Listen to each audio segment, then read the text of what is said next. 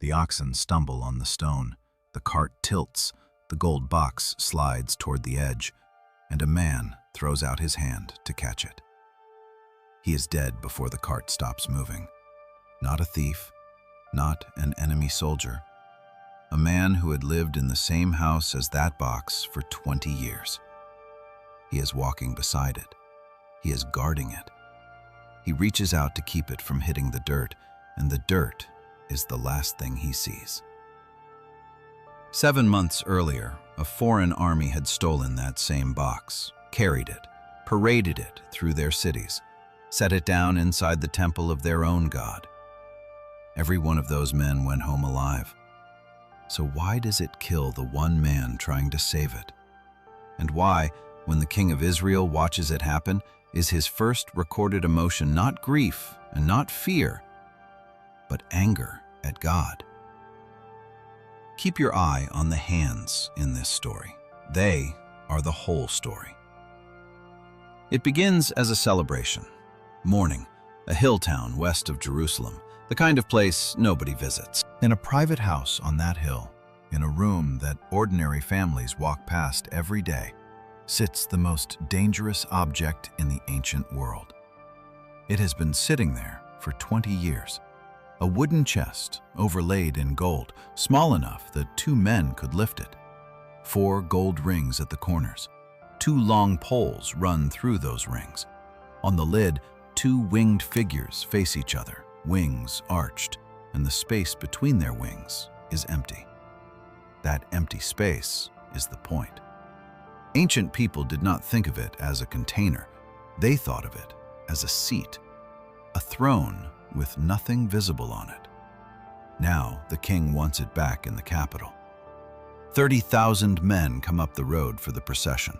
Someone builds a new cart, not an old one, a new one, clean wood, cut for this.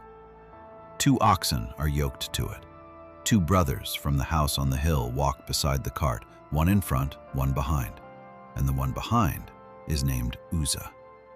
He grew up with it. He has passed that room every day of his adult life. He has never touched it. The music starts. Harps, tambourines, cymbals, sistrums. 30,000 voices on a dirt road. Dust hanging gold in the morning light. It looks like a wedding. Nobody in that procession is thinking about what happened the last time this box left a house. They should be.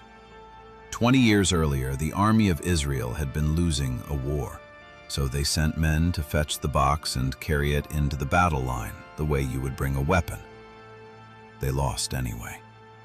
30,000 dead in a single afternoon, and the enemy walked off the field with the throne of Israel's God on their shoulders.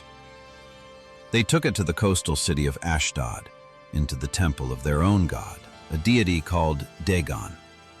They set the captured box down beside the statue as a trophy. 2 gods in one room, and only one of them had won. In the morning, the priests unlock the doors. The statue is face down on the floor, face down in front of the box. They lift it. They set it back on its base. They tell themselves it fell. The next morning, they unlock the doors again. The statue is on the floor again, and this time the head has broken off at the threshold. So have both hands. The head and the 2 severed hands are lying on the doorstep, and only the trunk of the god is left standing in the room. The text records what the priests did next, and it is the most human detail in the whole account. For generations afterward, no priest of that temple would step on that threshold. They stepped over it. Every single one of them, for the rest of their lives, walking over the same doorstep where their God's hands were found. Then the sickness starts. Painful swellings spreading city to city. The people of Ashdod send the box to another city, and that city sickens. They send it on again, and the 3rd city refuses it outright and screams that it will kill them all. 7 months, 5 cities, and at the end of it, the enemy is not celebrating a trophy. The enemy is negotiating with it. Their own priests give the instructions. Build a new cart. Take 2 milk cows that have never worn a yoke. Take their calves away and shut them in a shed. Hitch the mothers to the cart, put the box on it, and set them loose on the road. If the cows walk away from their own calves in a straight line toward the border, then this is not bad luck. Then it is him. And they add something. Beside the box they place gold, 5 gold models of the swellings that had covered their bodies, 5 gold rats. A guilt offering from the winners. The cows do not turn. They walk the road to the border, lowing for their calves the whole way, and they do not turn right or left. That is how the box comes home, not carried in triumph, sent back on a cart by terrified men who paid it compensation. Remember the cart. It matters more than anything else in this story. And so, 20 years later, the procession comes to a flat stone floor beside the road, the kind of open pavement where farmers beat grain out of the husk. The oxen hit the uneven stone. One of them goes down at the knee. The cart lurches. The gold box shifts on the boards. And Uzzah does what any of us would do. He does what you would do. He does not hesitate. He does not calculate. He does not consider procedure. His arm goes out and his fingers close on the gold. The music is still playing behind him when he drops. The text is brutally short here. It says, God's anger burned, and he struck him down there, beside the box, and he died there. It gives one word as the reason, and that word is so obscure that scholars still argue about what it actually means. The music stops in pieces. The back of the procession is still singing while the front has gone silent. And here is the sentence almost nobody preaches. The king is not afraid first. The king is furious. The text says David burned with anger over what God had done to Uzzah. Not at Uzzah, at God. He names the place after it. He calls that stone floor the bursting out against Uzzah. And the name is still on the map generations later. A geographical scar. Then the anger drains and the fear arrives. David asks a question out loud that no king is supposed to ask. How can I ever bring this thing to me? And he quits. 30,000 men, and the procession simply stops. He will not walk beside it. He has the cart turned off the road and pushed into the yard of a foreigner's house, a man from an enemy city who happened to live nearby, and he leaves it there. For 3 months, the king of Israel will not stand next to his own God. If you are still with me, and if this story is sitting uneasily in your chest right now, that discomfort is exactly the right response. It is supposed to be there. Take 1 second to subscribe and hit like, because this channel goes to the places the sermons walk around. And the next part is where this story stops being about one man's hand. Because there is a rule, and Israel had broken it before the oxen ever stumbled. The instructions for that box are written down in detail, centuries before this day. The poles run through the rings, and the poles are never removed. Not for storage, not for cleaning, never. They stay in the rings permanently for one reason, so that no human hand ever needs to make contact with the box itself. One priestly clan is assigned to carry it, and their instructions say in plain words that they must not touch the holy things, or they will die. They are the carriers who are forbidden to touch what they carry, and when the other clans are given wagons for transporting the sanctuary, that clan is given none. Deliberately none. The reason is stated. Their load rides on the shoulder.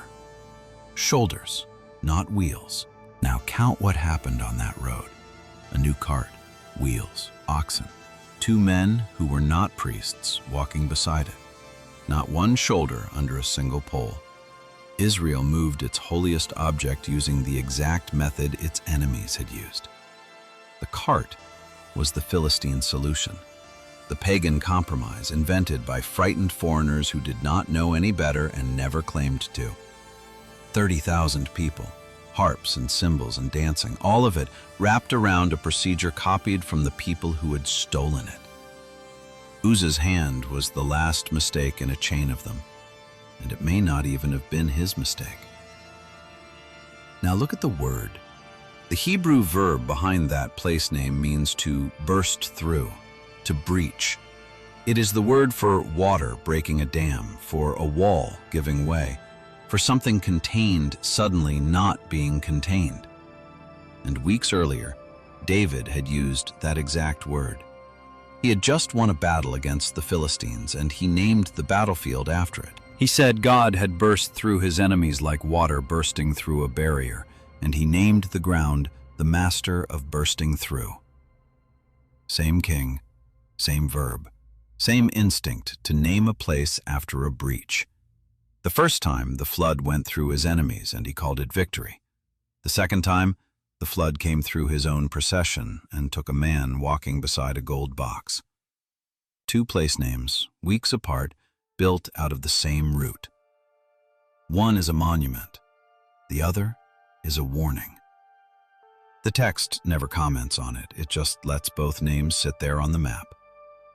There is one more thing hidden in the words, and it goes back to the hands.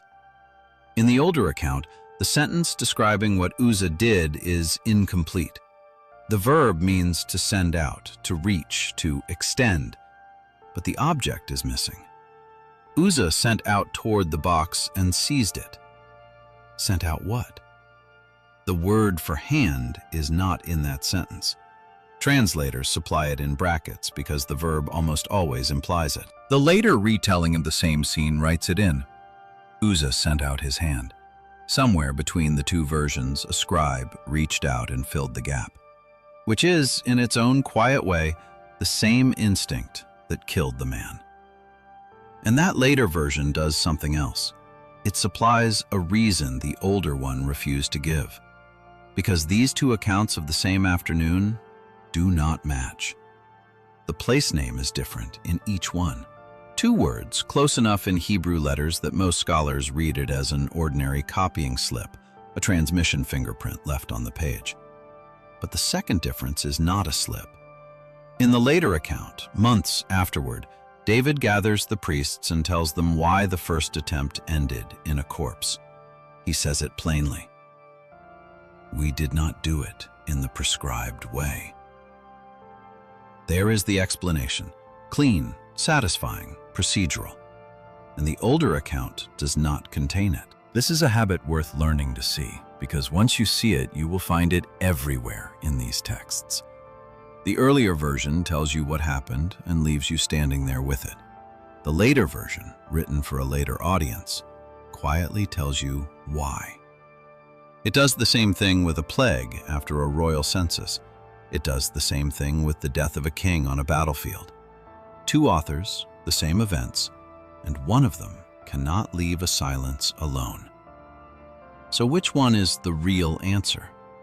The reason that was there all along and simply went unrecorded? Or the reason a later generation needed? Because a God who kills without explaining is harder to carry into the future than a God who is enforcing a rule. Hold both. The text does. And before you settle on procedure as the tidy solution, there is one more incident, and it is worse. When the box first came back from enemy territory on that cart, it stopped in a border town at harvest time. The people there celebrated. Then, according to the account, men died. The stated reason is not touch. The stated reason is that they looked inside. And here the manuscripts come apart in your hands. Some read 70 men. Others read a number so enormous, 50,070, that it exceeds the population of any such town by an absurd margin. Ancient historians reduced it. Modern translations disagree with each other on the same page. We do not know how many people died. We are not entirely sure what they did wrong. The text that is supposed to explain the danger is itself damaged at exactly the point where the danger is described. that is not a comfortable place to stand. It is where the evidence actually leaves us. So what is it? Strip away the sermon and the argument, and you are left with an object in a category the ancient world understood well. Across the ancient Near East, gods had thrones. Sometimes a statue sat on the throne. Sometimes the seat was left empty, because the god was not supposed to be reduced to an image, and the throne itself carried the presence. Scholars of ancient Israelite religion, Mark Smith among them, place the box in exactly that category. A throne, or the footstool of a throne, for a deity nobody is permitted to depict. Which means the box is not a machine, and it is not a battery, and no ancient text describes it as one. That theory is younger than the electric light. Set it down. The truth in the text is stranger, and it needs no wiring. Because if it is a throne, then the question is not what the box does. The question is, what is sitting on it? And that leads to the thing this story will not let you avoid. Uzzah's motive was good. There is no version of this where his motive was bad. He was not stealing. He was not mocking. He was reaching for a falling object out of instinct. And instinct is not a theological position. If proximity to that presence works the way the story shows, then intention is not the variable. A hand is a hand. Fire does not ask why your fingers are in it. But that comparison collapses the moment you look at the last 3 months. Because the same object sat in a foreign man's yard, in a house that had no priestly training and no procedure at all, and for 3 months, everything in that household prospered. The text is explicit about it. The blessing is as unexplained as the death. One man reaches for it and dies. One family shelters it and flourishes. Both facts, one paragraph, no commentary. That is the honest shape of this story, and it is why the sermon versions feel thin. The narrator does not tell you what was in God's mind. The narrator tells you what happened, names the ground after it, records that the king went home angry and frightened, and moves on. And when David finally comes back for it months later, watch what he changes. No cart, no oxen, no wheels of any kind. Men underneath it, poles on their shoulders, 6 paces and a sacrifice, and the king dancing in front of it, terrified and joyful at once. He does not understand it any better than he did at the stone floor. He just stops improvising. Here is the part that should follow you out of this video. Go into any great museum on earth and find the room where they keep the holiest objects. There is glass. There is filtered light. There is a temperature held to within a degree. There are people in white cotton gloves who are trained for years before they are allowed to lift anything. And there is a sign in every language that says, "Do not touch." We give a modern reason. Skin oils, acidity, salt. Contact damages what is sacred. It is a perfectly good reason. It is also the polite, laboratory-grade descendant of a much older rule, and the older rule did not carry a fine. We never stopped believing that some things must not be handled. We only changed who gets punished for the handling. So why did it kill him? The oldest account gives no motive. It gives a burst, a body, a place name, and a king walking home angry. The later account gives the rule, and the rule fits, and it may well be the truth that was always assumed. But the discomfort does not come from the rule. It comes from the gap between a man's intention and what happened to him. He meant to help. He died anyway. And every generation that has retold this story has reached out exactly as he did to steady something that was tilting and to put a hand where the text left an empty space. If this is the kind of story you want told without the ending sanded off, subscribe, because the whole series is built this way. David buried Uzzah and went home afraid of his own God. Years earlier, in a valley to the west, he had walked toward something far larger with no fear at all.